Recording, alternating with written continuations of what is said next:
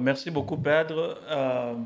Comme nous parlons de cette technologie, il y a un élément très clé qui est, si on prend compte tout ce que vous avez dit, un élément très clé qui est là, à laquelle presque tout le monde a accès, c'est-à-dire le téléphone.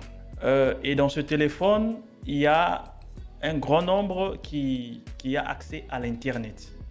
Et à l'Internet, il y a un grand nombre qui ont accès aux réseaux sociaux.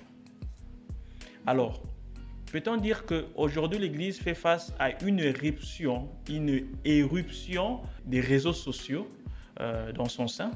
Ou bien c'est juste un élément à part, c'est une culture à part que l'Église adopte de temps en temps? Ou bien elle fait réellement partie de l'agir, de la méthode d'évangélisation? On va arriver là-bas, mais de la méthode de l'évangélisation, je parle un peu de la présence de cette culture dans l'Église. Et quand je parle Église, je ne vois pas seulement l'Église catholique, mais aussi autres confessions, confessions religieuses dans la religion chrétienne. Merci. Aujourd'hui, on peut parler d'irruption en ce sens que, bon, les nouvelles technologies n'ont pas demandé de permission avant de s'imposer d'une manière ou d'une autre. L'Église étant appelée par le Christ à pouvoir porter la bonne nouvelle jusqu'aux extrémités de la terre, ne peut que se sentir le devoir d'utiliser ce qui lui est proposé. À titre de rappel, je parlais tout à l'heure du monde qui a été bouleversé déjà par l'imprimerie. Le premier document imprimé, ça a été la Bible. Et donc déjà, à cette époque, on peut dire que l'Église a su saisir au bon ce qui devait révolutionner le monde pour en faire un outil de son apostolat. Et aujourd'hui, on peut dire que c'est le cas. Le monde numérisé, c'est un monde dans lequel se trouvent des chrétiens. Et ces chrétiens, qu'on le veuille ou non, ont accès à ces technologies. De sorte que, comme je le disais, il n'y a pas besoin de demander la permission. Un chrétien qui a son téléphone, où il a ses applications, se sentant évangélisateur, n'a pas de mal à partager une prière, de partager un enseignement, de partager parfois même une messe. De sorte que, qu'on le veuille ou non, l'Église est appelée aujourd'hui à pouvoir utiliser les réseaux sociaux. Et quand on prend un peu la configuration de, que ce soit Facebook, que ce soit WhatsApp ou les autres réseaux sociaux, on trouve des formes de socialisation religieuse. J'entends par socialisation religieuse le fait qu'en fonction de ces obédiences, on crée des groupes. Ça peut être des groupes de catholiques, de méthodistes, d'assemblées de Dieu, de presbytériens. En tout cas, en fonction de ce qu'on ressent, bon, il y a des choses qui se créent.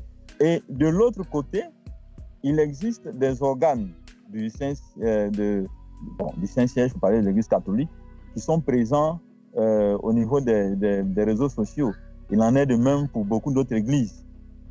Aujourd'hui, que ce soit les réseaux sociaux, j'ai presque envie de dire traditionnels que nous connaissons, Facebook, surtout, les églises sont présentes. Si nous prenons ce qu'on appelle des blogs, il y a des églises aujourd'hui qui ont des blogs. Il y a des personnalités chrétiennes qui ont des blogs, des pasteurs, des prêtres, des évangélistes, des évêques. Même le pape aujourd'hui est présent sur les réseaux sociaux. Et parfois, il existe des chrétiens qui, peut-être dans leur désir de pouvoir porter la bonne nouvelle, créent des pages ou des groupes Facebook avec de ces personnalités chrétiennes par le simple désir de vouloir annoncer la bonne nouvelle.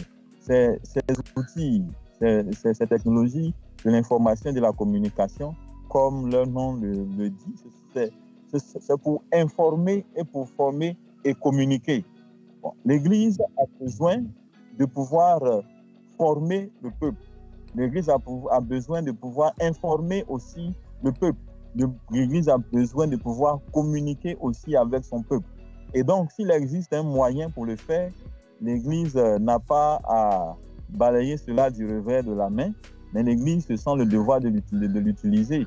Déjà, quand on remonte au Concile Vatican II, à travers Inter Mirifica, l'Église reconnaissait la télévision, la radio, le cinéma comme des éléments que Dieu avait inspirés aux hommes pour le bien des hommes. Et il en est de même aujourd'hui pour les technologies de l'information et de la communication.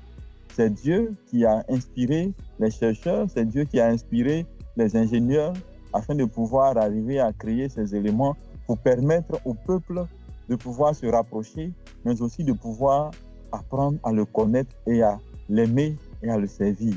Et donc, l'Église a pleinement le droit, je dirais même, a le devoir aujourd'hui, plus que vital, de pouvoir utiliser ces technologies dans sa mission d'évangélisation.